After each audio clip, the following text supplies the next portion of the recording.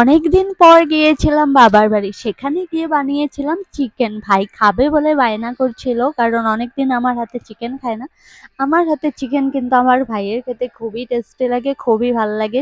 সেজন্য দেখো, প্রথমে আদা রসুন বেটে নিয়ে এর মাংসর মধ্যে দিয়ে দিব, সঙ্গে দেব লবণ, হলুদ, সর্ষের তেল, পেঁয়াজ কুচি, ১ চামচ টক দই, সর্ষের তেল দিয়ে ভালো করে মাংসটাকে মাখিয়ে রেখে দিব আধা ঘন্টার মতো। তারপর এদিকে বাকি মশলাগুলো আমি সব রেডি করে নেব। মশলাতে শুকনো লঙ্কা, জিরে, ধনে সব ভালো করে বেটে নিয়েছি।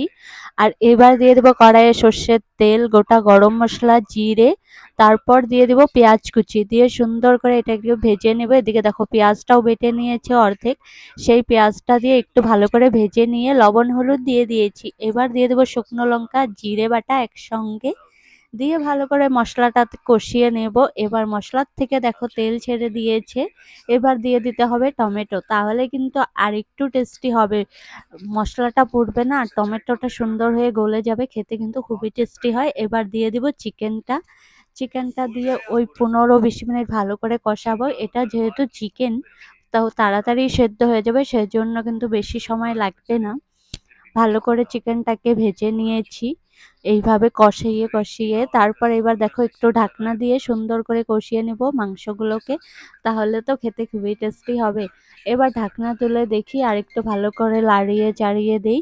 তারপর দিয়ে দেবো আলুগুলো।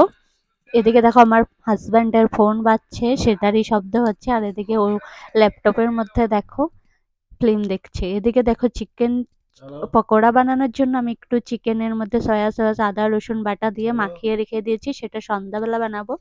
এদিকে দেখো মাংস কিন্তু কষানো হয়ে গেছে, কাঁচা টমেটো দিয়ে দিয়েছি। একটা গাছে কাঁচা টমেটো ধরেছে, সেটা দেখে আর লোভ সামলাতে পারিনি, একটা টমেটো এনে দিয়ে দিয়েছি।